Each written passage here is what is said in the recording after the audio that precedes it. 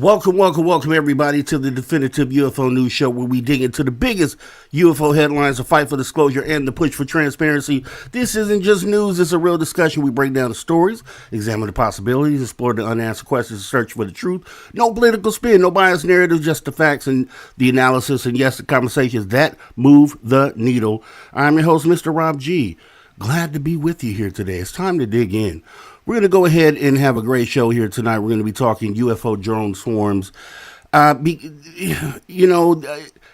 Drones. I think that's the key word that we'll kind of, focus on here tonight, because drones obviously is a descriptive word and not necessarily what these things are.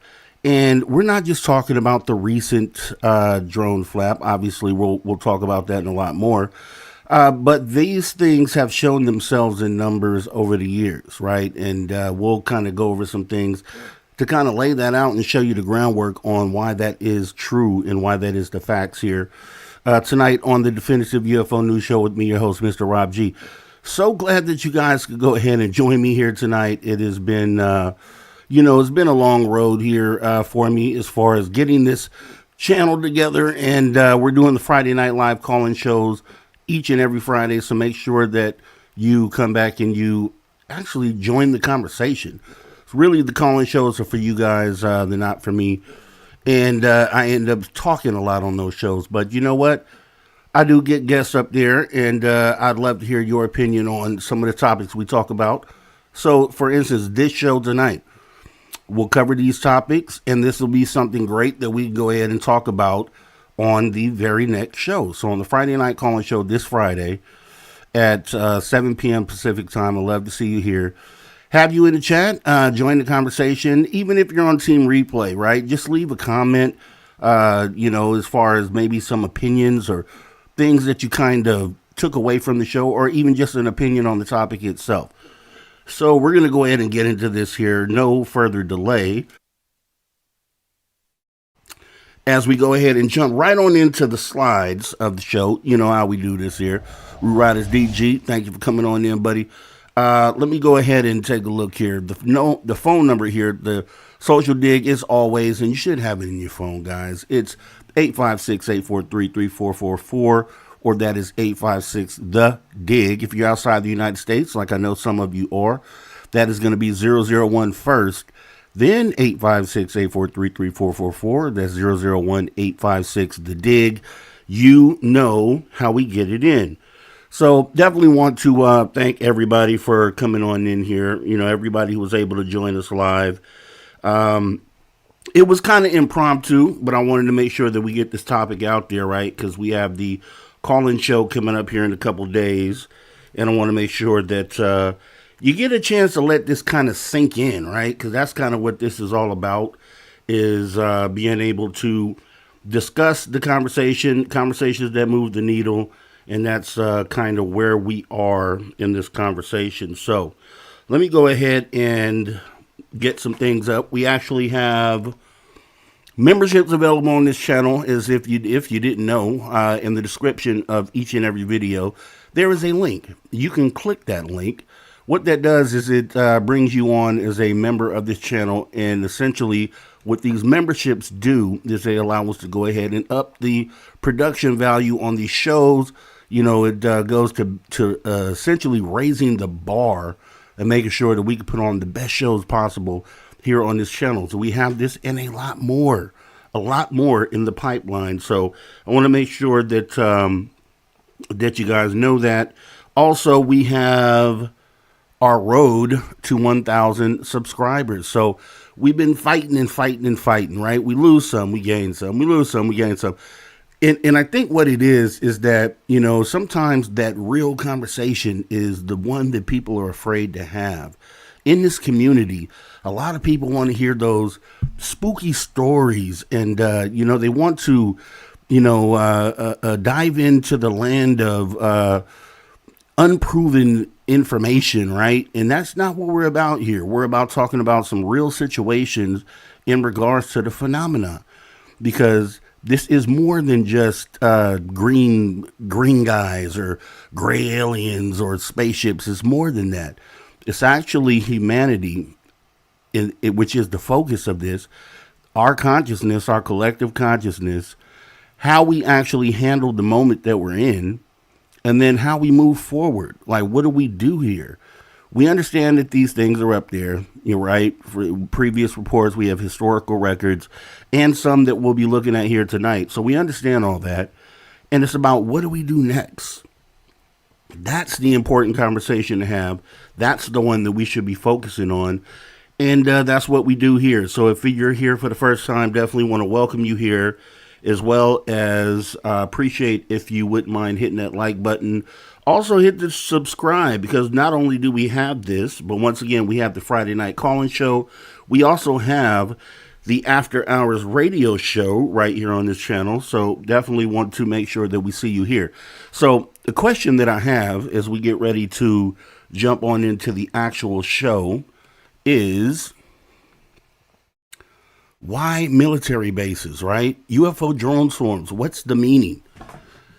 Getting past the word drone, because I think that's a trick word. I think that's a word that government officials use to speak to what's going on, but essentially, it's like a double entendre, right? We understand what drones are in a prosaic explanation, right? You think of quadcopters, you think of unmanned aerial systems, right? You think of things like that, because that's what we call them. We call them drones. Now, I think the same could be said for unmanned systems from anywhere, not necessarily just here on Earth.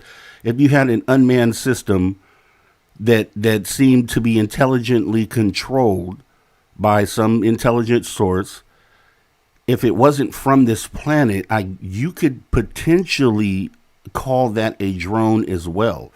You could also call it an unmanned aerial system as well, right? So I think, when we hear government officials step out and talk about drones, they could be given a nod, right, to unmanned extraterrestrial drones. And I think that's some of the stuff that's been going on here. So a question that I have, and the reason why I wanted to do this show, is because let's frame what's going on here, right? So drone incursions, not just the one we had recently, which, as you know, if you've been on this channel for any amount of time, you will know that the way that I feel about that was a huge moment that we had in time, and maybe something that we within this community should have handled a little differently, right? A lot of people were concerned, but it essentially went away with the next news cycle. But let's think about what the implications could have been or are, because essentially I think this is something that's ongoing, as we'll actually cover here tonight. And how important it is to realize what it is that's going on, so that we know exactly what we need to do in the next moment. Now, if you ask me, the government already knows what's going on with this. They have a better and full understanding of what those things are that are up in the sky, even though they're calling them drones. We obviously know that they're not human-made drones, right? So the government already knows, for the most part, what they are, understands the implications of these things being in our sky, and not just in our sky, but in groups of, tens, 20s. If you know anything about my UFO sighting, I filmed 47 objects at one time. So 47, and it always took me, and made me think of other sightings when I had that, which I've recorded, and I'll show that on this show, not tonight, but on an upcoming show here. And if you look in the history of this show in the archive, you'll see I actually showed the video, but it made me think, why would these things be in a group like that? Like, what's the purpose of, 47 objects to be all together in one place? And so that kind of leans into some of the subjects and some of the historical sightings that we've seen here. And we won't be here too long tonight, but I definitely want to make sure that we actually jump on into this. So first off, now this is kind of where this thing jumps off from where you may not know this. I mean, if you're within the community, I'm sure you know of the Washington, D.C. swarm of 1952, right? So swarms have been going on at least since 1952. And then you'll be surprised how many we've actually had. So we'll go through this and think about what this may mean, because my whole thing is that, a lot of questions are, why do they show up around military bases? Well, I have a couple different thoughts about why that might be, right? Some people think it's simply because we have nukes and the message is, hey, get rid of the nukes. And I think there could be a flip side to that. So I want to know if this is them showing contacts or is this a show of force? I mean, let's be real. So getting into this, we'll start with this here. The 1952 DC UFO swarm, which is, I think, maybe the first one that we have on record in modern times. But let me go ahead and get into this. 1952 Washington, D.C. UFO incident, known as the Washington Flap, is one of the most documented UFO events in U.S. history. Over 2 weekends in July of 1952, from July 19th and 20th, and also July 26th, 27th, multiple radar systems at Washington National Airport and Andrews Air Force Base detected unidentified targets exhibiting high speeds, sudden accelerations, and sharp maneuvers in restricted airspace near the White House and Capitol. Air traffic controllers, including Harry Barnes and Edward Nugent, tracked solid returns showing non-conventional behavior. Commercial pilots such as SC Pyramid reported visual confirmation of fast-moving white lights that correlated precisely with radar blips. On the second weekend, F-94 Starfire jets were scrambled. One pilot, Lieutenant William Patterson, visually pursued glowing objects that appeared to surround his aircraft before accelerating away at extreme speeds. The Air Force, under pressure from President Truman, held a major Pentagon press conference on July 29th. Major General John Sanford attributed the radar returns to temperature inversions, right? Temperature inversions causing anomalous propagation, with visual sightings explained as stars, meteors, or lights. Project Blue Book later classified the cases as explained, though some witnesses and analysts disputed the meteorological explanation due to the strength and coordination of the returns. So we're talking about the first drone swarm, or UFO swarm rather. What is this? 4-5 years after the Roswell crash. And we've done a show about, the MJ-12 and how it pretty, if you look at historical data and the different times that the information came out, how a lot of the things that did come out fit in place. It's sort of definitely a chronological order. And 52 is, I want to say, Truman's last year in office. And they were bringing in Eisenhower at that time, right? So President-elect Eisenhower. We did a show about that as well. But you have to think, I think this even leans more credence, even though as wild as it sounds, for a president to sit down and supposedly, allegedly, have a meeting with extraterrestrials about what we're doing here on the planet, or some ultimatum maybe they gave them during the meeting. If you had a drone swarm or a UFO swarm right prior to about a year before this took place, it falls in line with, if you had a show of force like that, where they just show up in numbers right over Washington, D.C., if I'm president, and I understand that these may be intelligent beings, I'd want to attempt contact as well. Right? So it's like, okay, why are you here? We already have the craft from Roswell. Is it related to that in any way? Is this swarm related to that? And then if you're able to reach out and make contact with said intelligent being, then maybe that's, how this meeting would have been set up, right? Because you should be alarmed, and I'm probably sure they were alarmed to see so many of these objects in the sky over the Capitol of the United States, right? So first swarm that we know of, potentially more before that, but as far as modern UFO, quote unquote, modern UFO history goes, that would have been the first one, right? Now, moving out, this isn't just relegated to the United States. Obviously, this is a global thing.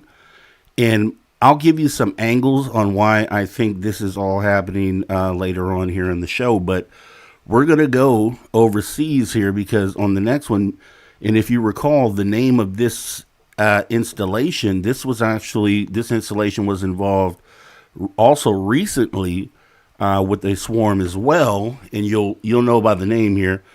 So the next one on the list that we have, also these saucers swarming the Capitol here, but the next one is RAF Lakenheath, right? Which is, I believe, over in the UK, 1956. So who heard of this one, right? I wasn't aware of this one as I was diving into researching for this here, but I can tell you that on August 13th and 14th, 1956, radar operators at RAF Bentwaters and Lakenheath tracked high-speed targets, some exceeding 4,000 miles per hour, performing sharp maneuvers and hovering. Visual sightings included luminous objects exhibiting intelligent behavior. Night fighter jets were scrambled. One pilot reportedly achieved radar and visual contact before the object maneuvered behind him and accelerated away. Considered one of the strongest radar visual cases by some analysts, including James McDonald, it was examined by Project Blue Book and the Condon Report. Explanations include anomalous propagation and misidentification, though simultaneous multi-radar and visual corroboration remains debated on this, right? And so we're only in the 1950s. So if you think about that, Project Blue Book, brand new. If we're talking about modern UFO history, obviously Roswell's still brand new, less than 10 years prior to this. We would have already, and this is just what we have listed, right? No telling if there were some other UFO swarms. I'm sure there were. These particular two couldn't have been the only ones. So I'm sure they were seen in other parts of the world, though maybe not reported or recorded in the historical database. But think about that. Less than 10 years after Roswell, you have at least two different UFO swarms where they're showing up in numbers, right? So one UFO, two UFO, okay, right? We have reports of those all the time. But reports of them in numbers, I think that's really what we're focusing on here today. Because the question I would have is why? Why such high numbers, right? What would be the purpose of them to gather in groups like this and then show themselves, over military installations? Like, what's the purpose? There has to be something behind it, right? Now, we'll kind of go down some steps. Whether that's good or bad, we don't really know. So I think it's concerning, though.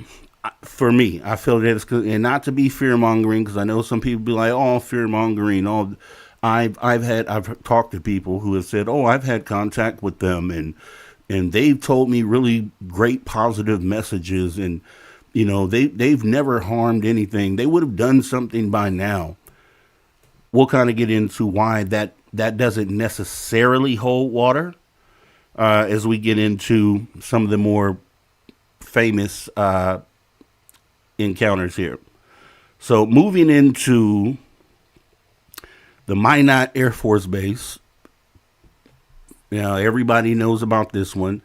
This is where, specifically these things began targeting nuclear installations, as far as specifically missile silos, right? Where they started connecting the dot that these things aren't just coming over our bases. They're actually, seems that they are interested or focused on our nuclear weapons, right? And then so this is where the conversation starts to come in on why would they be focused on the nuclear weapons? What, is it once again, is it the positive message of, hey guys, let's all hold hands, let's get rid of the nukes?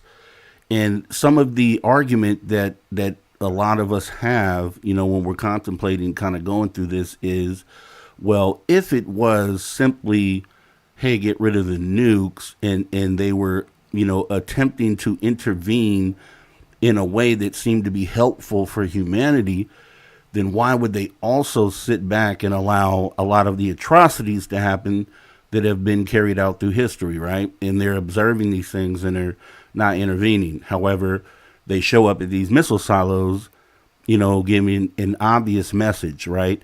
Now, you could be conflicted about what that message is or what that message might be. And essentially, that's kind of what we're getting into here tonight, because these things, once again, are showing up in numbers. They're showing up at the military sites, and they are showing up where we store our nuclear weapons. Now, the question for that, again, is why? Why would they do that? Right? It'd be very comforting to kind of go with that narrative that they're just here to tell us to stop using them or to get rid of them. But could there be an ulterior idea or motive or, agenda when it comes to that? So we'll end up covering some of that as we get into our next case here, which ends up being another famous one here. Bob Salas, who I didn't get to meet. I had a family issue that didn't allow me to go out and interview Bob Salas, and I totally regret that I didn't get to do that. I had a lot of great questions for Mr. Salas, but we'll go ahead and get into this is obviously one of the more popular ones. 1967, right? This is still only 20 years after Roswell. We're only 20 years, and we have all these impactful cases here, and these are the only ones recorded. Once again, and these aren't individual sightings, right? These are essentially, this one I believe was an individual sighting, but for the most part, we're just showing that there are definitely times that these things get together in groups, and for whatever reason, okay? But this one, March 1967, Malmstrom Air Force Base, Montana. Echo Flight experienced a near simultaneous no-go shutdown of all 10 Minuteman missiles on March 16th. Official records document the event, but attribute rumors of UFOs to be, quote, disproven, with the cause listed as undetermined or a, quote, freak incident. And, you've heard Mr. Salas talk about that just, these things are independent of each other. So there's no way that they could all go down, coincidentally, right? Or some sort of freak accident, right? So if you're going to call it a freak accident, then we should be able to show or recreate how that would be the case. And then if it was that simple, obviously, that would be a concern to national security, you would think. So they called it a freak accident, but a more dramatic account from Captain Robert Salas at Oscar Flight around March 24th described security guards reporting fast-moving lights and a large, pulsating, red, oval object hovering near the gate. Shortly after, all 10 missiles under Salas's control dropped offline. Personnel were reportedly told not to discuss the events. A 2025 Pentagon review attributed the malfunctions to a classified electromagnetic pulse test not fully disclosed to on-site crews, right? But we have had individuals say that if it was something like that, it would have to be, I think they said, at least 20 feet tall. It would be obvious It wouldn't be something, that they could hide. And if there was something like that used, then it would have been evident, right? But there's no proof of it, right? So once again, you have the government stepping in, just trying to make something stick there, and still one of those ones. Once again, 10 Minuteman missiles taken offline, which are supposed to be independent of each other. Like there's no one cause, apparently, from what we've been told, that should have been able to shut those all down. And the question that I have about this, once again, is why do these extraterrestrials monitor nukes? Why do they monitor nuclear weapons? Once again, is it for the positive aspect? Hey, we want you to get rid of the nukes. Or if you look at the flip side of it, because I'm one that believes that, if you're going to consider these things to be benevolent, then I think you should, in practice, just being responsible, you should also look at the malevolent side and what could be the ulterior motive, opposite of, hey, we want you to get rid of the nukes. So one thing that I think we've come to understand from that some of these crash retrievals, for instance, have been done via nuclear testing, right? Where we get the EMP from the nuclear blast, supposedly from what some have talked about, which actually knocks these things out the sky, or they lose power and fall out the sky, right? So that adverse effect from nuclear weapons, at the very least, shows that we have something, if this is to believe to be true, right? If they are affected by these EMPs from these nuclear detonations, then you could look at that as something that we have that would combat, essentially, right? So if we had a UFO, for instance, that we considered to be a nuisance, if we detonated a nuclear weapon, it would be something that would be able to disable the UFO. From, if we're to believe what we're told about these EMP blasts and the fact that these things drop out the sky, essentially, if I'm a UFO and I understand that this is something that could disable the craft, well, I wouldn't want you to have that either, right? I wouldn't want human beings to have that either. And I think it could go even further than that. The nuclear weapon might be one of the things that we have that, if we were in a combat situation with UFOs, might be one thing that would be effective against them, right? So if you have an ulterior motive as an extraterrestrial species coming here, and you realize, whoa, okay, they have these nuclear weapons, and we don't want any of that, right? Because that's the one thing that could affect these extraterrestrials. That could be one angle on why they are so concerned about our nuclear sites and are keeping such a close eye on that, right? Because they may be, it may be the only thing that we have that would affect them in any sort of fashion, right? And that may be the telltale sign there, right? And it just makes sense. I think that, the nuclear weapon might be the only thing we have that has the ability to end one of these extraterrestrial species, right? Makes sense. Makes sense to me, at least. So moving on, right? Because I think that's a different angle on nukes. I think if the general narrative has just been, hey, they're guarding these nukes because they don't want us to use it. They're saying, hey, we know you have nukes. We don't want you to use them.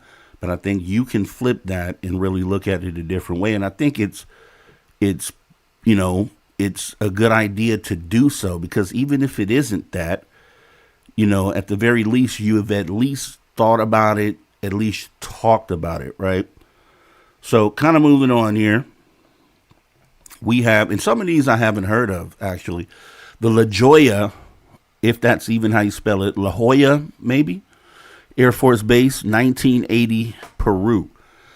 So this is where, I've done a show on the possibility that, as I just spoke about with these nukes here, the possibility that maybe the human species and our military, to be more specific, is potentially in a conflict with said extraterrestrial beings. And I'll kind of go into why here in just a moment. I'm going to read you a brief little thing here.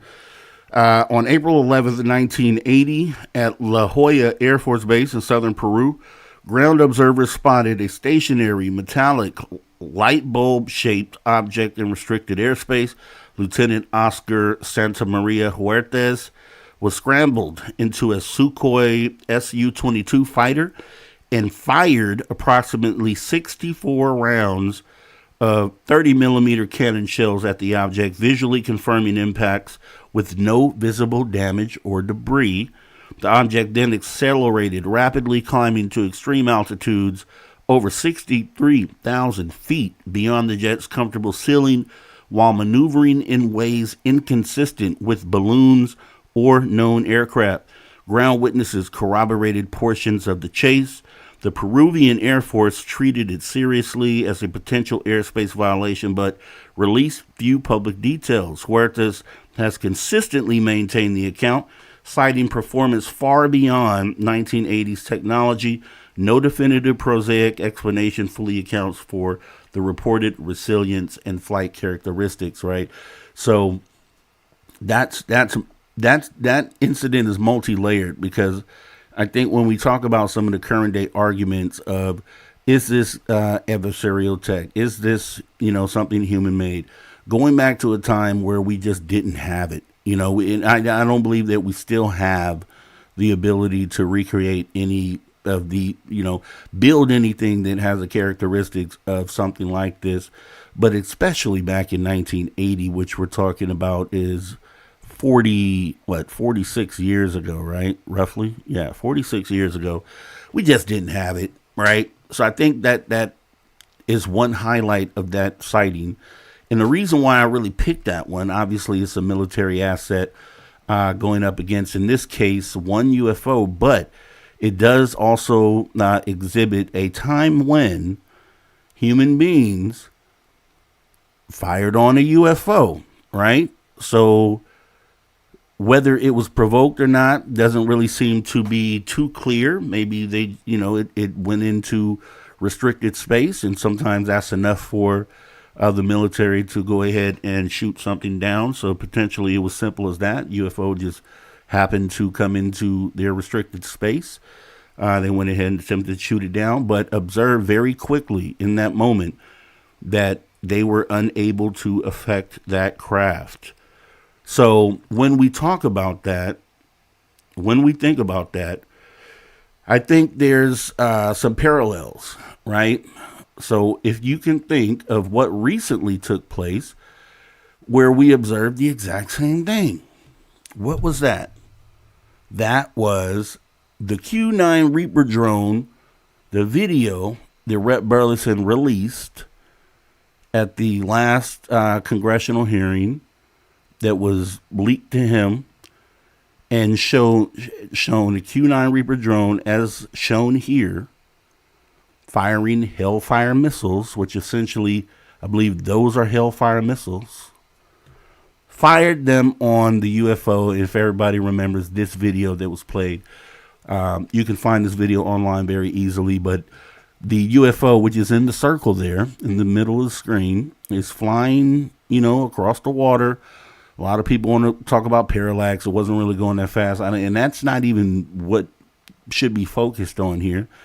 The part you should be focusing on is this UFO was struck by this missile. And if you look in the bottom right corner, the missile hit the object and continued to go. Did not affect it in any way.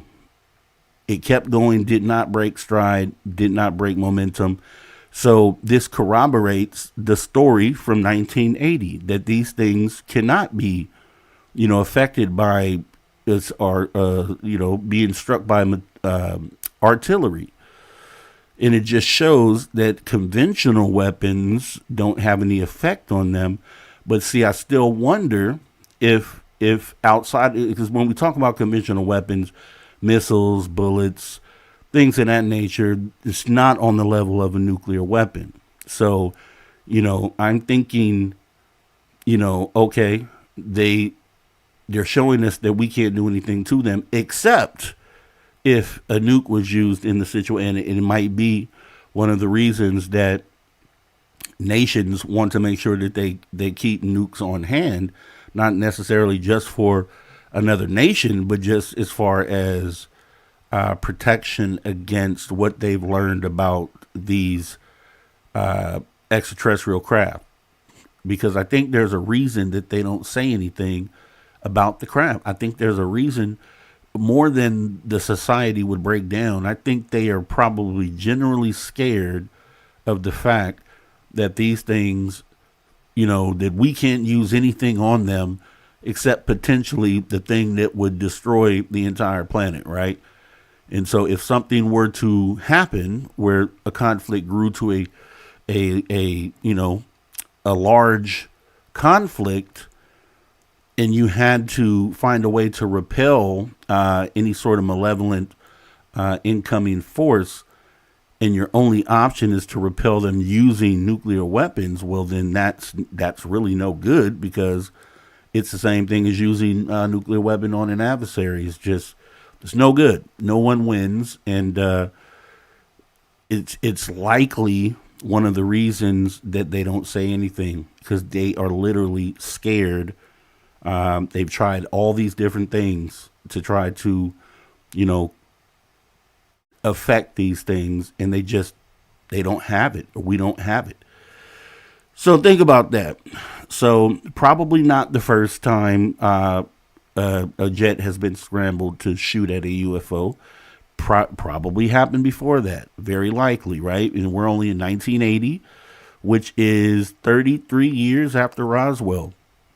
So think about the amount, and we're talking about specific type of sightings and interactions, and there's been just personal sightings, and just think of how many things have happened within that 33-year period.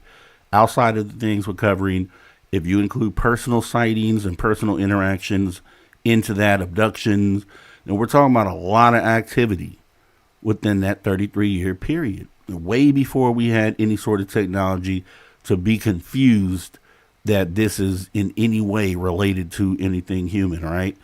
So government is probably fully aware these things aren't from here at that point, and they're obviously still aware at this current day, even though they try to obfuscate and say, hey, well, maybe it's China, maybe it's Russia. Moving into the next one here, we have another famous one here. This is another military incident, 1980 as well. So same year, Rendlesham Air Force Base, Rendlesham, RAF Rendlesham, I believe, right? Where this one has been pretty much laid out late December 1980 near RAF Woodbridge and Bentwaters in Suffolk, England. U.S. Air Force security personnel reported unusual lights descending into Rendlesham Forest on December 26th. A patrol, including Sergeant Jim Pennison, encountered a glowing triangular object with colored lights, which he later claimed to have touched. More elaborate details, including symbols and binary code, emerged years afterwards. 2 nights later, Lieutenant Colonel Charles Holt led a team and recorded the famous Holt tape, which, if you haven't heard that, you should look it up. I'm sure it's on YouTube. If that is to believe, and he swears that it's an authentic recording. He said he recorded himself all the time when he was out in the field. So the tape itself, if you believe that it's real, it's pretty chilling, right? When you hear him play by play talking about what he's seen there, I don't have any reason to believe it's not real, but you always have to, leave room for doubt there. Nothing's 100% unless, we could verify chain of custody on something like that. So we never jump all the way in on something like that, right?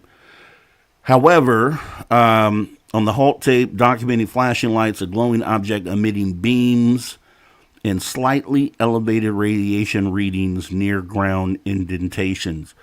Halt's January 1981 memo summarized the events as, quote, unexplained lights.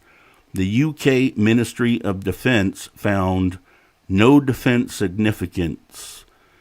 So, once again, right, if you can't do anything to it, right, it's the way that they do that, and they say, well, it doesn't appear to be a threat, right? So we'll just ignore it, even though it's something that is not made by human beings. So you're just, it's just another normal day with the extraterrestrial craft kind of just landing on a military base or flying over a military base, and like, hey, it's okay. They haven't exhibited any sort of aggression, so we'll just leave it be. You know, very concerning. And furthermore, it's confirming without confirming that they understand what it is and what the abilities of these things are when their position is that, right? I think you could say that. So, and that's the UK Ministry of Defense, right? Once again, a lot of people swear that, why are these things only happening in the United States? And I don't think that it is. Obviously, it's not. It's happening in other places. A lot of stuff in South America, like we just talked about, Peru. It's global. It's a global thing. And, hopefully skeptics can kind of get into this and look at some of these sightings, right? If there's some things that you could come up with that explain some of this stuff, it's cool to kind of put it out there. But we'll kind of get into skeptics here in just a minute as well. I'm in Southern California. I'm on the west coast of California, west coast of the United States, Southern California, sunny Southern California, not too far from where this next incident took place. This is one that was talked about by Ryan Graves, another military base incursion.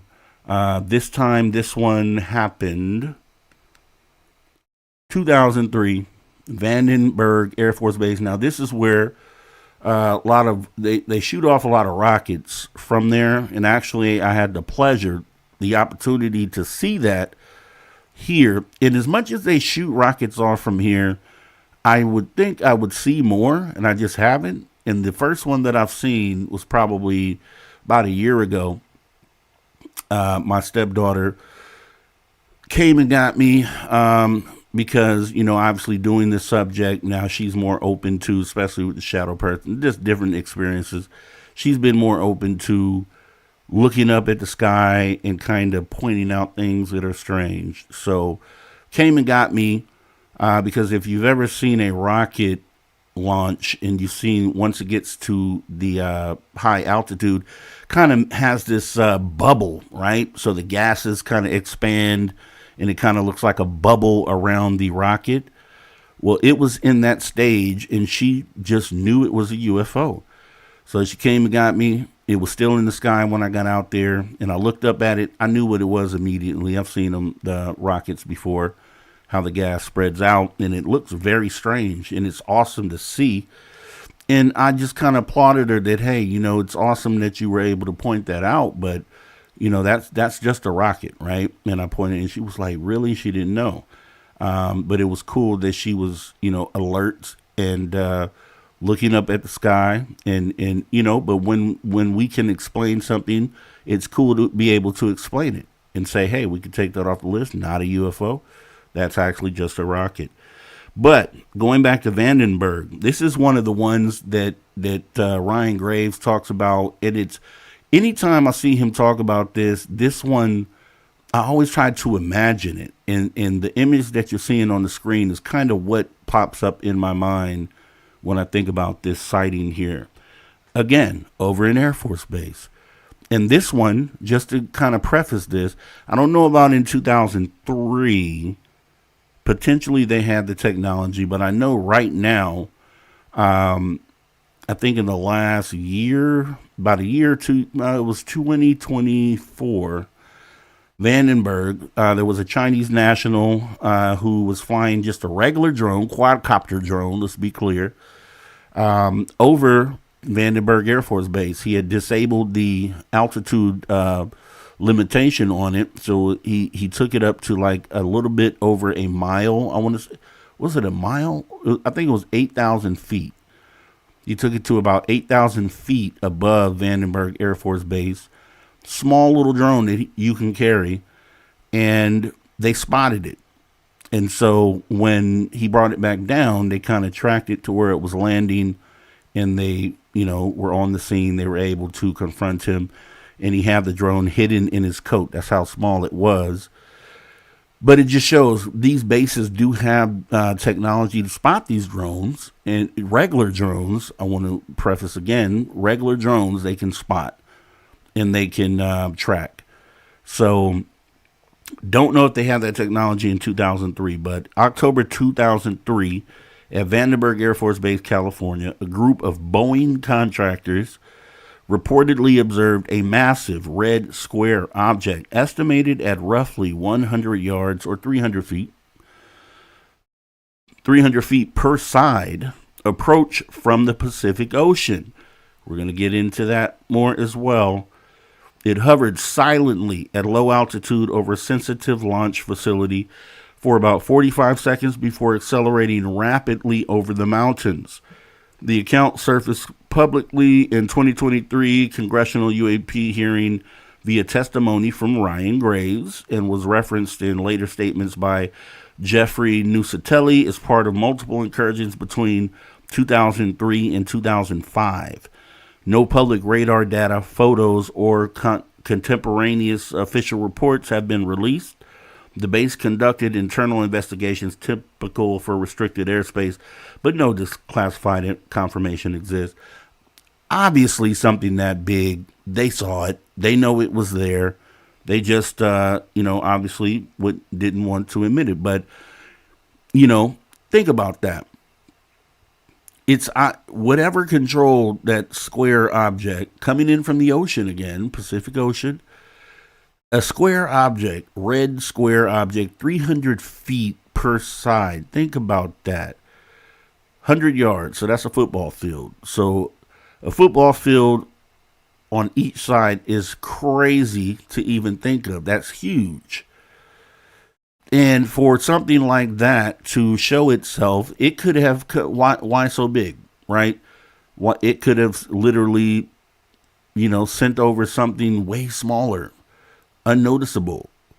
If it was simply about monitoring, if it was simply just, hey, we want to check out the nukes, or, when it's something coming like that big, it's obvious. It's obvious that it doesn't care that you see it. And it is literally showing you that it can do what it wants, and you do not have any control over what it does. Right? And if you have Jeff Nusatelli talking about multiple incursions between 2003 and 2005, guys, you got to be concerned about that. The more you listen to this and the more you look back over the cases that we've talked about, this seems more like a show of force. It just really does. When you have something that big, for one, then you have other accounts where they're showing up in numbers. What do you think that means? It's on one level, it's for sure to say, hey, we're here. But I think it goes a little bit further, more like, hey, we're here. What are you going to do about it? Like, we're over we understand that these are special areas. I don't know if they understand that they're, military and how that works, but they do, I'm sure they see that these are where these jets fly out of. These jets are used in combat scenarios. I'm sure they're aware of that.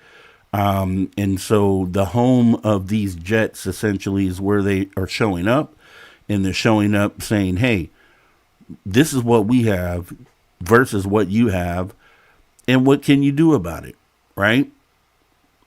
I think it's more of that. And it could be something, it could be as simple as, hey, we just want to get rid of nukes.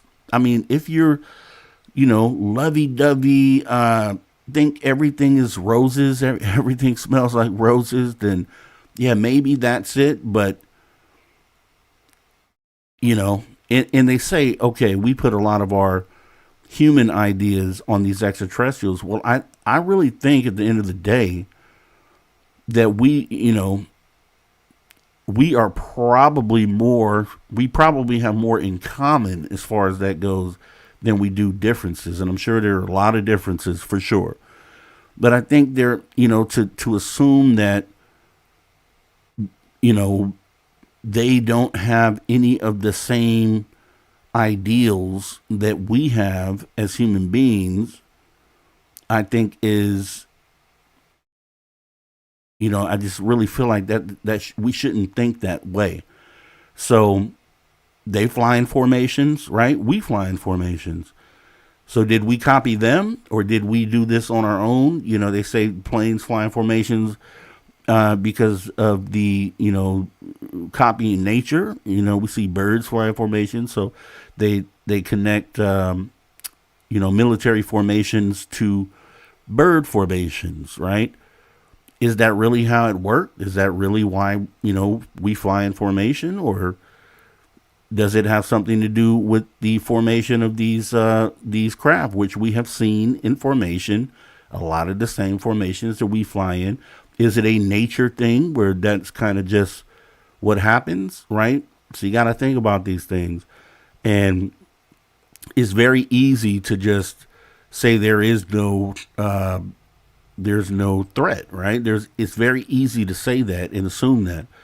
And I know a lot of people out there that swear that there's just no threat to this. Oh, I have this feeling, or I talked to one, and they said that everything's okay. And as a person that hasn't had that experience, I don't know that I can lean my hat on that. But moving into another incursion here, and this one is controversial because some people have said that this isn't what it was, but we'll go ahead and take a look at it anyways. This is the jellyfish UAP, and it's over the Al Takadum airport, I believe is what it is, or maybe Air Force Base potentially. Yeah, it's an air base in Iraq.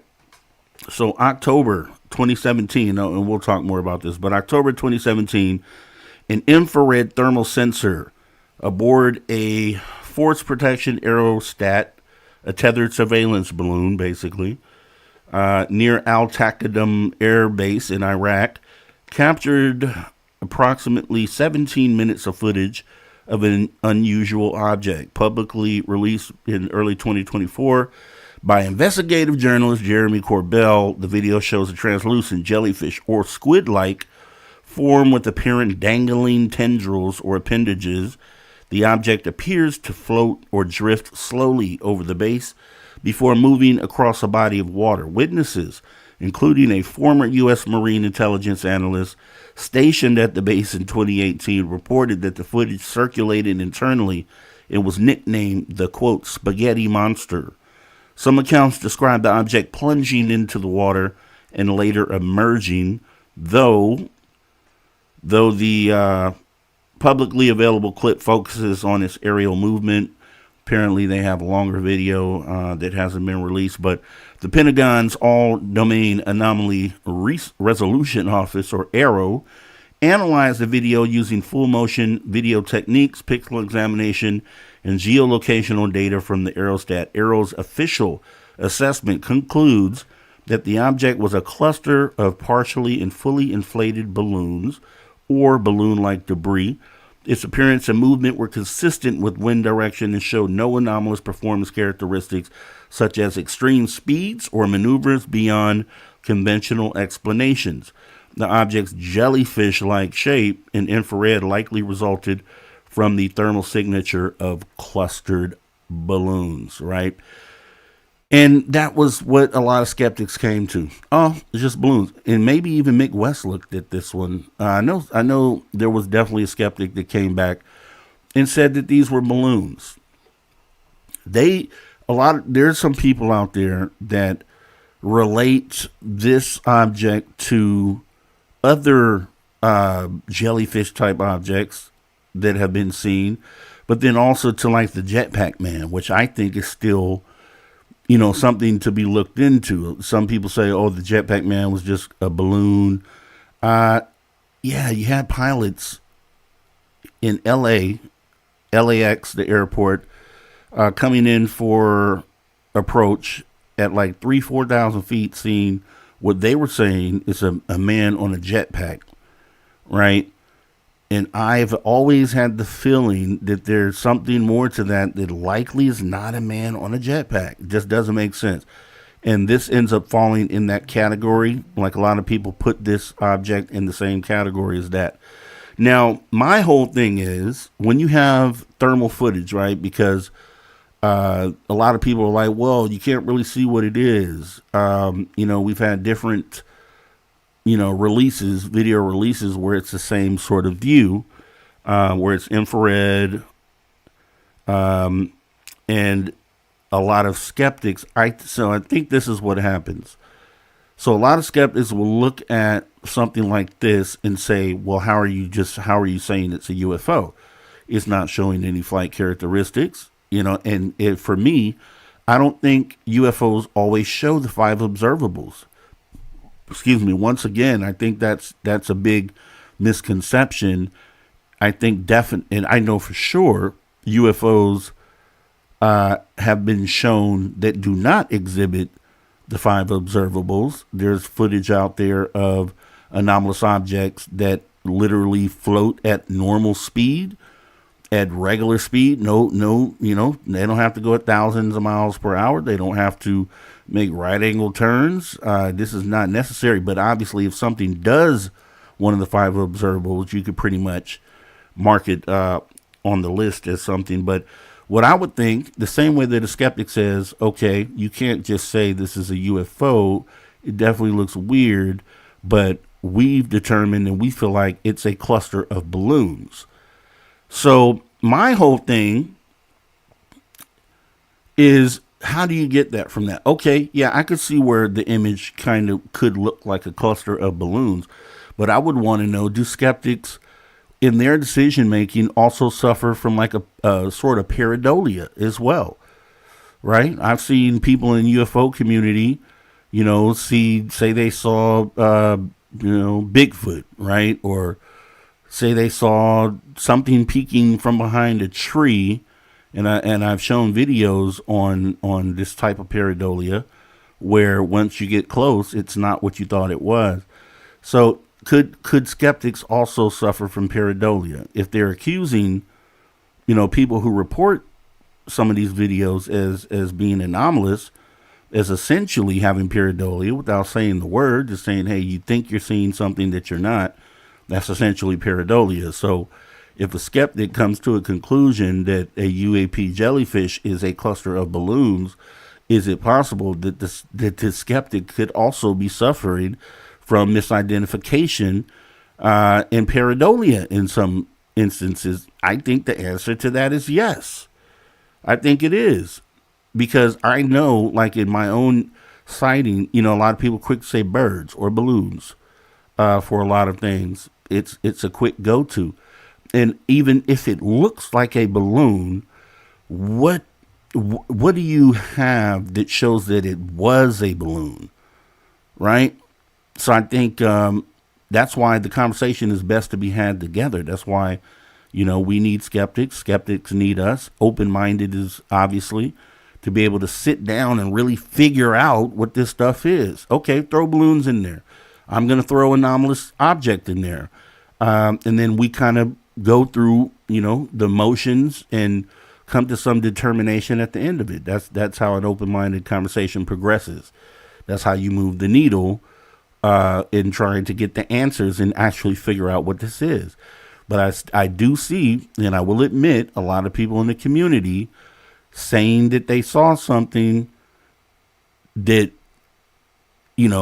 is that you can pretty much determine. Even though you're in the community, you can determine that it's not what you said it was. It's not what you thought it was. Obviously, pareidolia, right? It's obviously not that. And I think there's definitely some people you can think of that you may have seen that with, or it can point to. We've seen a lot of stuff in this community. So, with that being said, I think that's a thing there, pareidolia, on both sides, right? All right. This is what kind of kicked off the whole paying attention to these objects being clustered together, right? Everybody remembers when this hit the news, the 2019 Navy drone swarm. I know for me, I was in total shock when I saw this. I'm like, we don't have to, sit on the fact that if they were pyramid shaped or not. I don't think that really matters. I think, for the most part, what does matter is these things, were far out on the ocean, for one, way far away from the coastline. And they were able to kind of stalk these Navy warships. And this is another time where if it was something human and adversarial, it would be an act of war, essentially, or they would have at least attempted to fire on these objects, and we have neither one of those being the result from this. So, if you didn't know, right, because there are definitely some new people coming into the community that just may be unaware of this instance, but July 2019, multiple U.S. Navy vessels operating off the coast of Southern California, including destroyers such as the USS Kidd, USS John Finn, and the littoral combat ship USS Omaha, encountered repeated incursions by groups of unidentified aerial objects described as unmanned aerial systems, UAS, or drones. Alien drones, likely. Over several nights, notably around July 14th, 15th, and continuing sporadically, radar and electro-optical infrared systems track multiple objects, sometimes up to 6 or more at once, approaching and hovering near the ships. Speeds were reported in the range of 45 plus miles per hour, with some objects demonstrating prolonged loiter times in low visibility conditions. One notable incident aboard the USS Omaha on July 15th involved a spherical object captured on infrared camera flying over the ocean before appearing to descend into the water. So an instance where we show these things are transmedium, right? Whatever they are. Radar footage from the ship's Combat Information Center reportedly showed a, quote, swarm surrounding the vessel. The Navy documented the events in deck logs and internal reports. Some objects were observed flying in coordinated patterns or emerging from the ocean in groups. The incursions prompted operational adjustments, including restricted communications or river city conditions. FOIA releases and leaks by Jeremy Corbell brought the cases to the public attention, with the Pentagon later confirming the authenticity of certain videos as originating from Navy personnel. Official investigations attributed the majority of the activity to unidentified but conventional drones, not likely, especially with the loiter times. They're talking about hours and hours, right? Likely transmedium objects is what these are. Very likely transmedium objects. There's too many instances of seeing things coming coming out of the water, going into the water. So I think that's kind of what we can likely say there. Official investigations attributed majority activity to unidentified but conventional drones. Likely advanced commercial, hobbyist, or foreign-operated UAS. No. No evidence of exotic propulsion, hypersonic performance, or non-human technology was found. So, and once again, that goes back to the 5 observables, because I think if you say it has to exhibit one of those 5 things, then I think you're putting these things in a box. And I think it's not the right thing to do, because I think when you do that, then you'll discount certain sightings like this. They're saying, oh, it didn't exhibit any of these things, so it has to be something prosaic or human made, and I definitely not the case. Definitely not the case. The events underscore vulnerabilities in naval airspace defense against small, numerous, low altitude drones and prompted improvements in counter UAS capabilities. The swarms occurred in the same general region as the earlier well known Navy UAP encounters, such as the 2004 Nimitz Tic Tac UFO case. And once again, if you look at Caroline Corey's Tear in the Sky, you look at the Catalina UFOs, you look at all the reports that come out of Southern California of objects going in and out the water, have been doing this for 50, 60 years. Definitely not anything that any human has made. So if you go back to the earliest report, it's not anything that humans have made. We didn't have the technology to do so. Even if you think we do now, we definitely didn't have it back then. And all you're seeing is more of the same things that were reported 50, 60 years ago. So if you can connect the dot to something historical like that, then I think that takes the idea that this could be anything human made off the table, right? These reports are a lot alike. And so these things, you have to wonder, once again, why would they be stalking these Navy ships? A lot of people are like, oh, it's peculiar that they're always seen by military. Well, my whole idea of this is, and thought process is, well, they are obviously surveilling our military, right? The reconnaissance, essentially, in the same fashion as I think an adversarial, a terrestrial adversarial would do.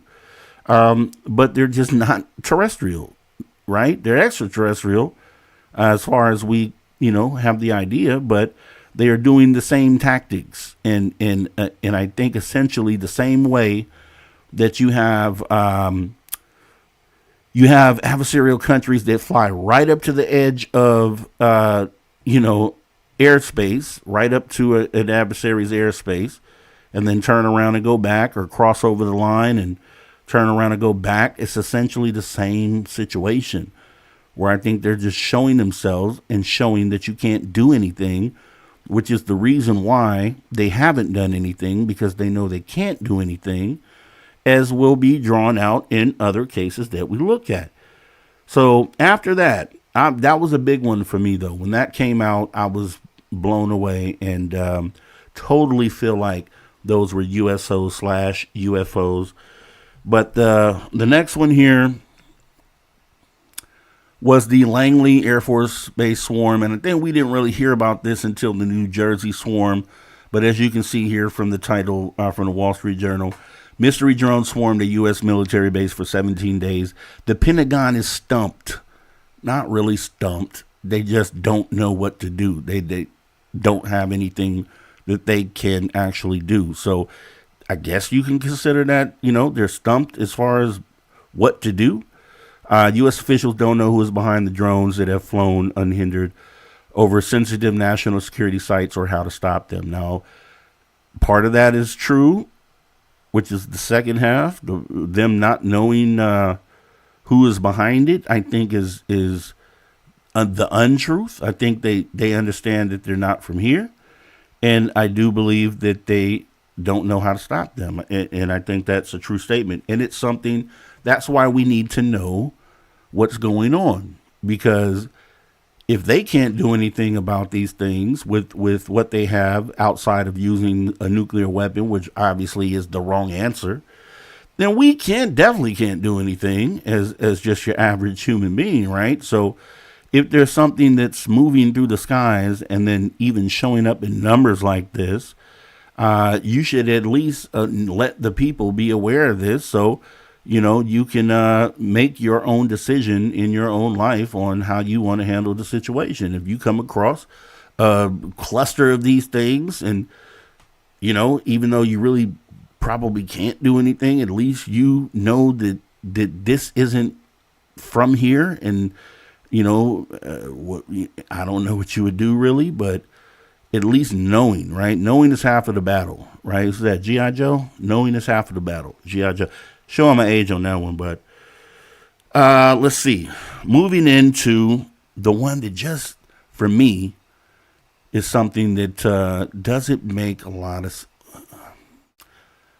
I think really just shows pretty much everything we talked about. And obviously, since we're already in 2023, I think you know what's coming up here. This would be the New Jersey drone swarm of 2024-2025, where they were over New Jersey, and not just New Jersey, but other areas for a period of 2 months.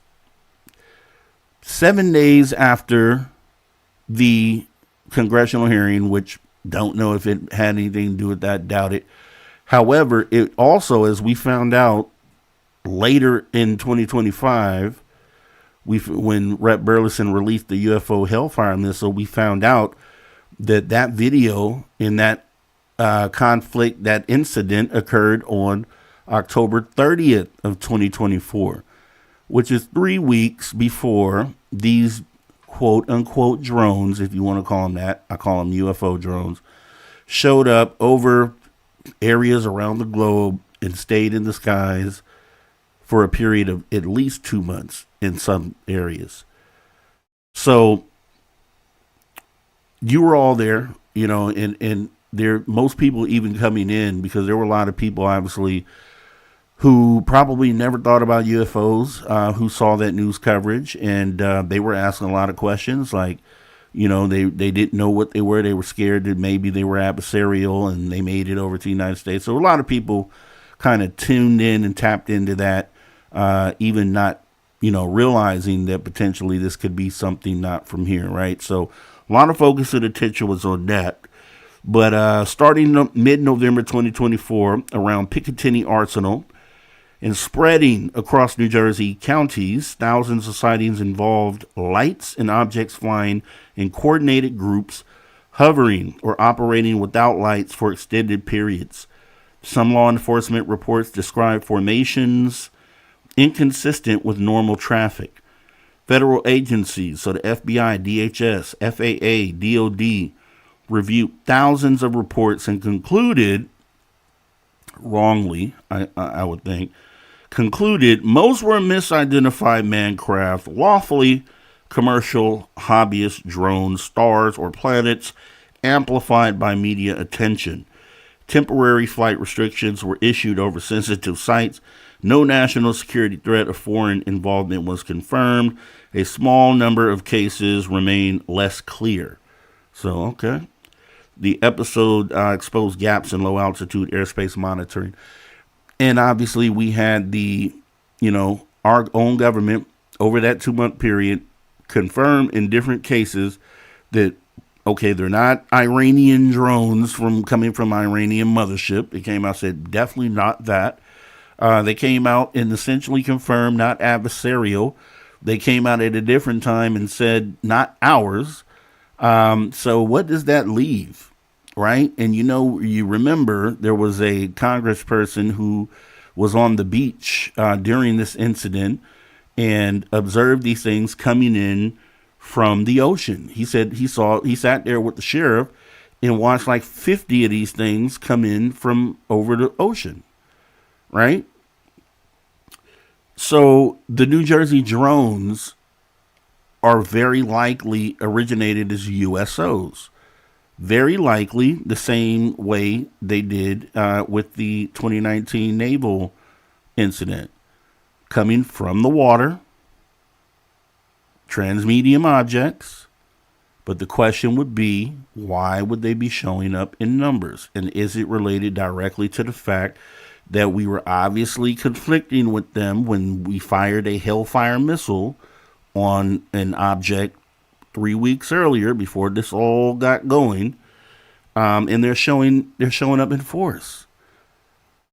What would be if you take, and there's some people that will just not believe that they're anomalous. They'll just say no, they were definitely just drones and misidentified aircraft. For those people, I would say take a moment and think just as a fun exercise for yourself. Just think, okay, if they were anomalous, all anomalous, or even if a portion of them were, and they were in the skies every single day, why would they be doing that? What would be the reason? If you could think, just you don't have to believe that that's what happened, but as a fun exercise, think about if they were anomalous, why would they just show up like that? If you could think of a reason, devil's advocate, just think about what would be the purpose, and then nothing points to anything good. Is all I'm saying. If you are really being truthful with yourself, there's nothing positive that can be gleaned from that, right? And with that happening 3 weeks after the Hellfire missile attack, it could be related to that, right?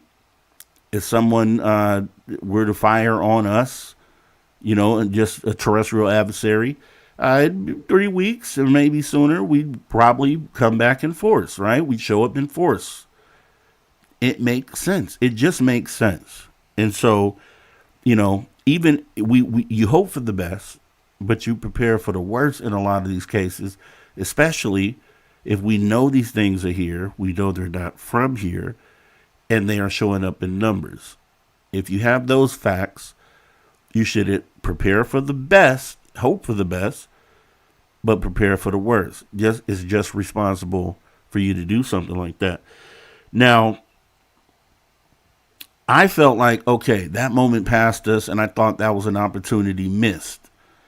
I said, because throughout that time, there were, the government had no answers, obviously. You could tell they didn't know what to do. And they were obviously very concerned that these things were showing up in those numbers. And if you didn't have any answers for that, but you're able to say not adversarial, not ours, it only leaves, obviously, something, if it's not human, right? It only leaves the door open for another thing. So if they're up there for 2 months straight, you don't do anything about it because you can't.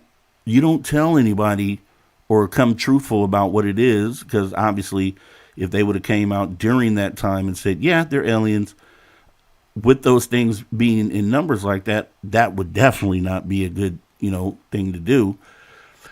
But even at the end of it, they really didn't give an answer, didn't have an answer, right? And so I always felt like, looking back on it, I was like, that was a moment where we should have embraced it as either, maybe benevolent contact attempt, or, as we've been talking about, potentially the flip side to that. But just a moment where the confirmation should have been there, right? Confirmation, good or bad, that, hey, this is what it is, and what are we going to do? How are we to deal with this? Or, let's start having that conversation, right? So we didn't do it, and I thought that was an opportunity missed.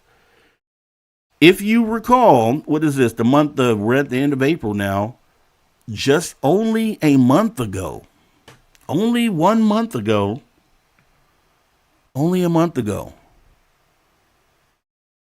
we had another swarm, or we had another. This is relegated mostly to Barksdale Air Force Base, but if you listen to Ron's Cold Art, he'll tell you that these incursions have not stopped since, obviously prior to the New Jersey drone flight, because we talked about all these cases, but, showing up in numbers like they did currently in current day, like they did in New Jersey, that he'll say that he has reports that they've never stopped showing up. They've continued on past that 2-month period, even circling around to this past month, March. So Barksdale, let me tell you what happened there. And actually, I think we have, March 2026, primarily March 9th through 15th, Barksdale Air Force Base in Louisiana, home to B-52 nuclear bombers and Air Force Global Strike Command, experienced multiple unauthorized drone incursions. Security forces reported waves of 3 to 15 drones, sometimes with lights, loitering for hours over sensitive areas, including the flight line. Some showed resistance to jamming. Base officials confirmed the events, issued brief precautionary measures, and stated operations were minimally impacted. The incidents are under ongoing federal investigation. The FBI, DOD, with no public attribution of origin. While media sometimes use UFO swarm language, officials describe them as conventional, if sophisticated, unauthorized UAS activity amid rising global drone threats. No exotic technology or extraterrestrial claims have been supported. These incidents span decades of reported aerial anomalies near military installations. Now, classic UFO causes often feature radar visual correlations and extreme performance with limited prosaic explanations at the time, while modern drone swarm events typically involve unidentified but conventional unmanned systems, posing security and detection challenges. In all cases, official investigations found no confirmed threat to national security or evidence of non-human technology. So with that being said, here's the hang up and here's the issue I have with that. With the New Jersey drone swarm, also with this, the one that happened last month, Barksdale Air Force Base, if they are coming back repeatedly, and we always talk about receipts on this channel, bring receipts. If you got receipts, receipts are always good. So in this case, the government, especially these things being over military installations, they should have crystal clear imagery of what they are. And if they're prosaic drones, as they're trying to say, they should be able to show you. They should be able to show me. They should have these things in HD, high definition. There's no explanation to not have a picture of any of these. They should have multiple photos, very crystal clear, very close up of what these are, especially New Jersey, where they showed up for 2 months straight, like clockwork. They should have pictures of multiple types of things that were up there, and they should be able to show us those. So they came out of the conversation saying they didn't know what they were unsure, they didn't know, but you know for sure they took photos and videos. Guaranteed. They also guaranteed track these things back to their point of origin. Where did they go after they left? They would leave every night or every day and go back to where they came from and then come back. They tracked those. They definitely did. There's no way they didn't. And the same thing with the Barksdale. It happened over a period of days, and obviously, even if you look at the New Jersey incidents being the first time, which we know it wasn't because we talked about multiple cases here tonight, then with the Barksdale, they definitely tracked those and took imagery and video. So in both cases, they did. So if you are going to feed the public information like we don't know what they were, we're unsure, well, show us the video, show us the imagery that we know you took of these things. We know you did. That'll close the case. You should be able to show us quadcopter drones or, something looks like something we've seen before, right? You should be able to show us that. But they're not showing because it's not what it is. You could take that to the bank. Now, one thing I did want to say here is why are there so many individuals? If you think about it overall, well, before I go into that, I want to take a step back because the Langley incident that we talked about from 2023, there was actually something more to that I definitely wanted to bring up. There was actually, with the Langley, which was December 6th through 23rd, that incursion in Virginia, where over 17 nights they had a bunch of these incursions, right? So there was actually one of those days or one of those instances, these objects apparently targeted a helicopter. And I wanted to make sure that we actually talked about that because, once again, when we talk about the interaction between them and us, UFO UFO-like drones targeted police helicopter over airbase before vanishing. So this was the Langley 2023, 1 year before the New Jersey drones. UFO expert warns incident shows safety of flight matter, demands urgent attention and action. Newly released police logs and video footage contradict official explanations of a near collision between a UK police helicopter and unidentified aerial objects over a U.S. airbase last year, an encounter authorities had previously dismissed as routine fighter jet sighting. According to documents in the Daily Mail, obtained through Britain's Freedom of Information Act, November 20th, 24. Okay, I think, this is Lakenheath, actually. So this actually occurred during the New Jersey drone swarm. According to Daily Mail, obtained through Britain's Freedom of Information Act, the November 22nd, 2024 flight forced a National Police Air Service, NPAS, EC-135 helicopter to take emergency evasive action after reporting that two fast-moving craft targeted and pursued the aircraft over RAF Lakenheath, a major U.S. military installation in Suffolk. The pilots described a steep dive to avoid a crash as the objects matched their speed, roughly 165 knots or 190 miles per hour, for several minutes before disappearing from view.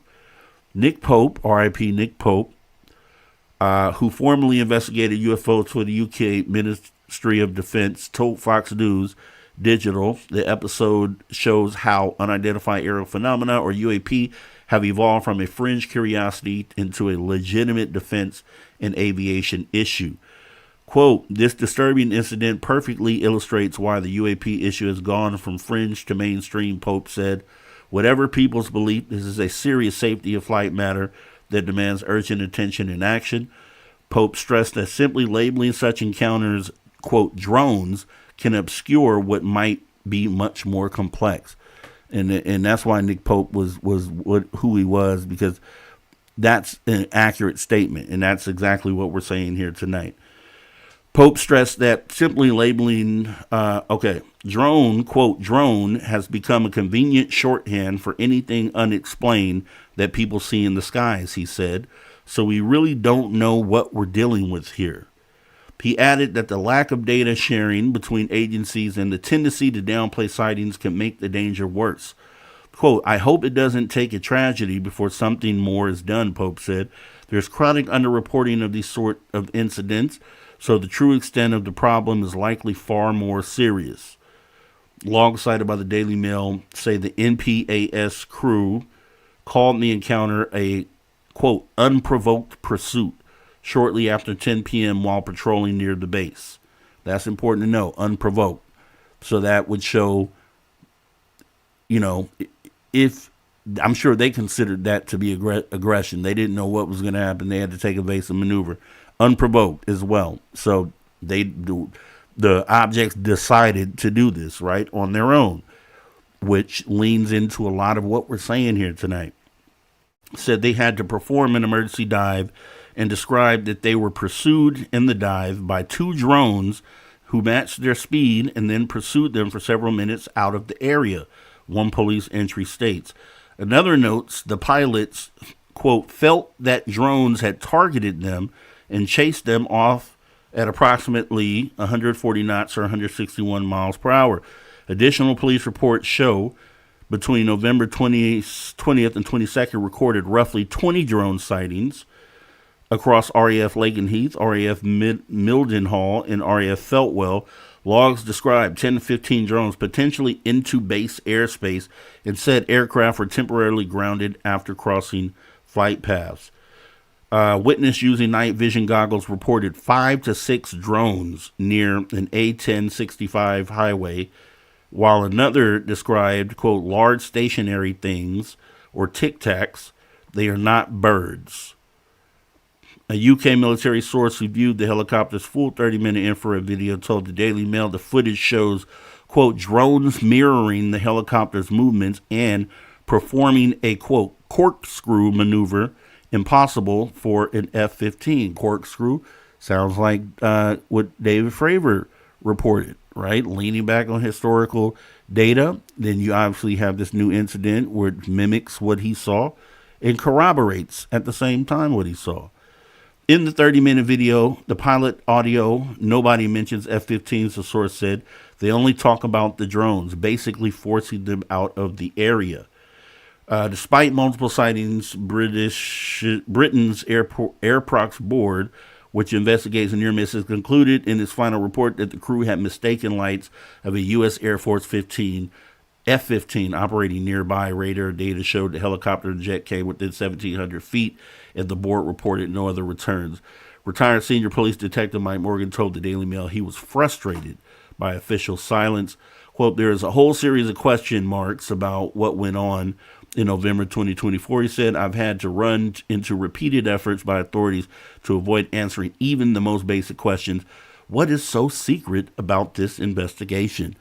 And so that just shows you right there. They weren't mistaken in what it was that they saw. They know what they saw.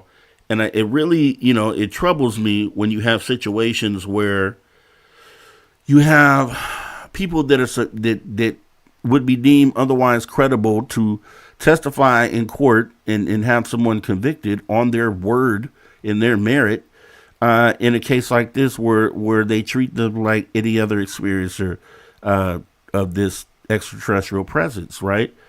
It just shows you that they're being disingenuous.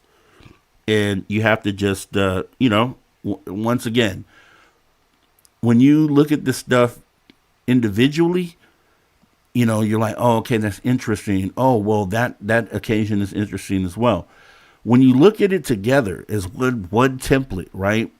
All these different incursions over military bases, the type of activity or the type of aggression shown in some cases from both sides, because we fired on them, they've obviously fired on us.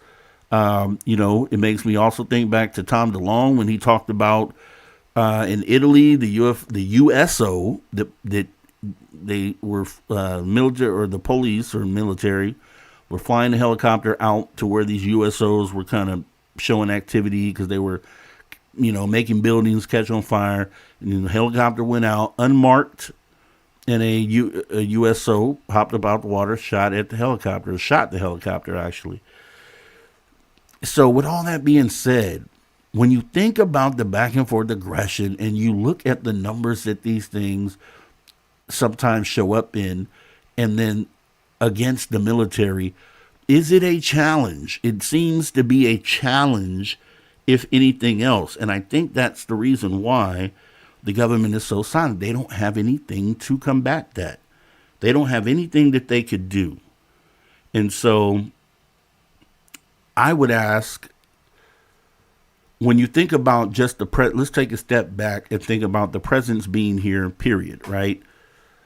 What would be the need for so many individual UFOs, right? They're being seen all over the globe, different sightings, personal sightings, military sightings, over airports like Chicago O'Hare, over, in the school cases that we covered about a month ago.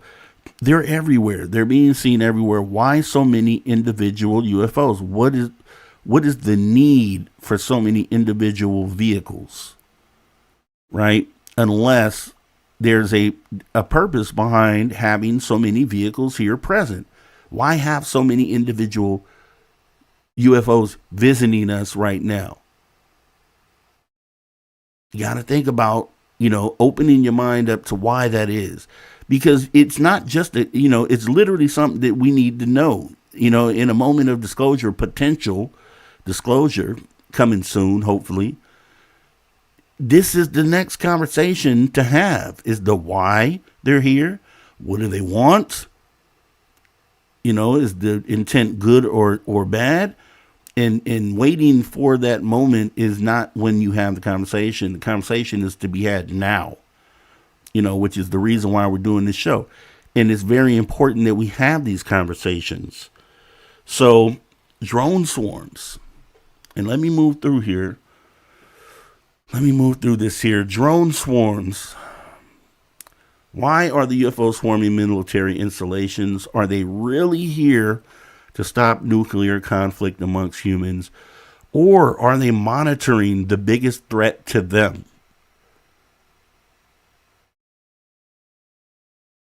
You could go either way on that. You could definitely go either way on that. You can make arguments for both sides of that conversation.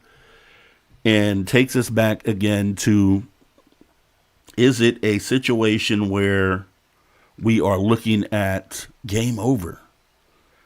Is it a game over scenario? Is it in not necessarily game over, right? But is it a checkmate situation? Are we in a is this show of force and them showing that we can't do anything to them? Is this a them giving us a checkmate, saying you're out of moves, right? Something you got to think about. Something you got to think about. You would be irresponsible not to think about that. So that's why we did the show. I wanted to make sure that we got the show out there because I think, once again, this is another part of the conversation that we have to have. You know, there are some people out there I know that are not, that just swear that it's a positive thing. They will tell you with surety, and I don't know how they would be so sure that this is just going to be a positive experience. I don't know where that comes from. I think one thing we could say universally across the board is that there isn't likely a single person that knows everything about this, even though some people act like they do. Right? So this is the reason why we sit back and have these conversations. We'll continue to do it. So once again, if you are new to this channel, I would appreciate it if you hit the subscribe button. Tell someone, right, that we're having these conversations.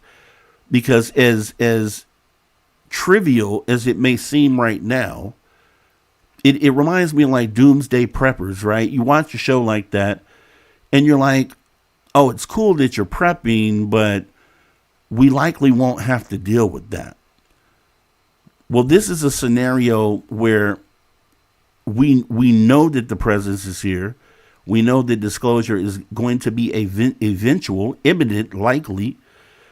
And so this is a conversation that is important, and it is definitely something that if you're not talking about it today, you're going to be talking about it sometime soon. So that's what we do here, and we'd appreciate you coming back and hanging out with us. If you're new out there, you know, good thing to do here as well is just hit the like button. Just let us know that you've engaged with the video. You know, there are comments that you could leave. We'd appreciate that sort of engagement as well. And also becoming a member. We'll talk about all that here in just a moment. But first, what I want to do is go ahead and jump into our science fiction versus science fact movie of the week. And let's take a look and see what it is.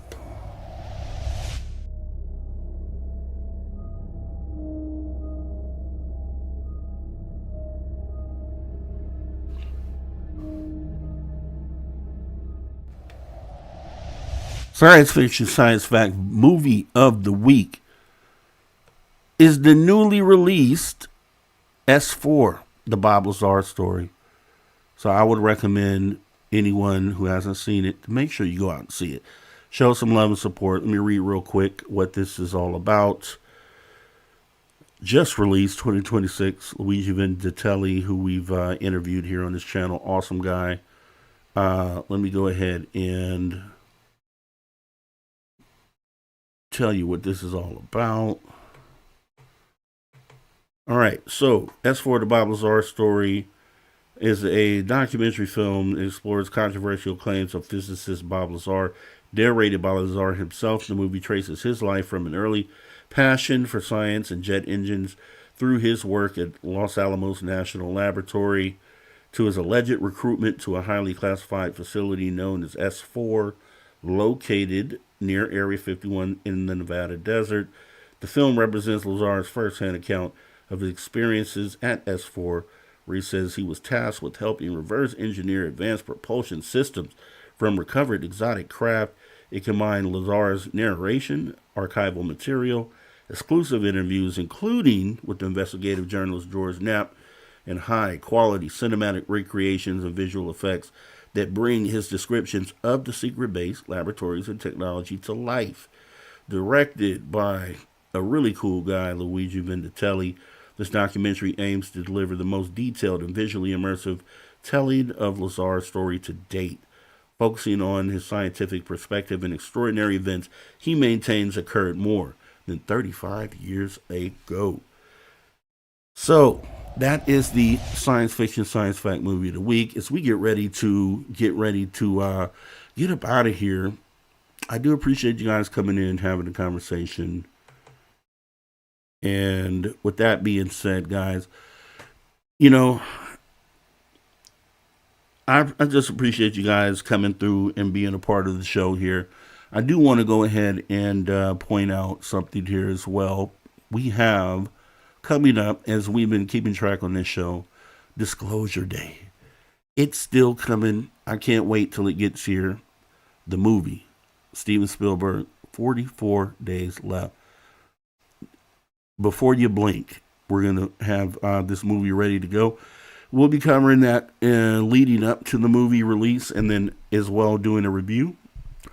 So make sure you guys save up your coins and pick a night. Take a family member out that doesn't really get into the topic. You know, skeptics, go out and check this movie out, because I think a lot of blank spots are going to be filled in by Steven Spielberg. I think it's going to be a real good opportunity to talk to the world at once. So I really hope the message is potent. I think it will be as we get ready to get up out of here. We are on the road to 1,000 subscribers. Consider subscribing today, as I said before. We'd appreciate that. Tell a friend, share this on your socials. As we get ready to get up out of here, memberships available. You can join anytime. In the description, the link in our description of any video that we have here. Any membership or super chat or super thanks that you leave here goes to make sure we put on better and better shows quality wise. We're always trying to raise the bar and bring in. I'd love to hire editors as well. So your membership fees and you know, once we can stack some of that up, we'll go to paying some people to do some editing so we can get some, you know, very varied content here. We have this show. We have the Friday night call-in show, which we'll be doing this Friday at about 6:45 p.m. I set it probably for 7 p.m. On a Friday. And then also the After Hours radio show, which we're bringing back. I've showed you the clips. And we're going to have a lot of stuff going on here. And you know I'm dealing with some family stuff right now, so it'll be once I'm getting past this. So I appreciate your patience on all that as well. With that being said, we do have a social Discord you can join today. That is also in the description of this video. Click the link and you'll find people from this community in there. It's 24/7. You hop in there. You can chat with any of the people from the community at any time. As well as I'm in there occasionally. I just haven't been lately due to what's going on this end. But I appreciate it. The number as well. This is the number of Social Dig. Everyone should have this in their phone. 856-843-3444. This is 856 the dig. If you're outside the United States, dial 001-856-843-3444. This is 001-856 the dig. We would appreciate it as we get ready to get up out of here. New episodes coming soon. Once again, the After Hours radio show, the Friday night call-in show. You are currently at the definitive UFO news show. With that being said, we will be going to have a conversation maybe about what we talked about tonight. It'll be time for you to hop on stage and, you know, talk about your thoughts on maybe some of these cases. Maybe there's some that we didn't cover that you would want to point out. But I think we painted a nice picture of specifically what these incursions on military bases might mean. I mean, I think it's, you know, the perspective has been one way, and I think it could be just simply about the nukes and not wanting us to use them. That makes sense. But it's just responsible, once again, to think about other ideas of what this could mean, because no one has the answer. Maybe we will soon once disclosure hits. But with that being said, guys, I do appreciate you tuning in, and we will be talking Friday. So I will see you there. We're getting up out of here the same way we came up in here. Have a great rest of your night, guys. We will talk soon. Take care.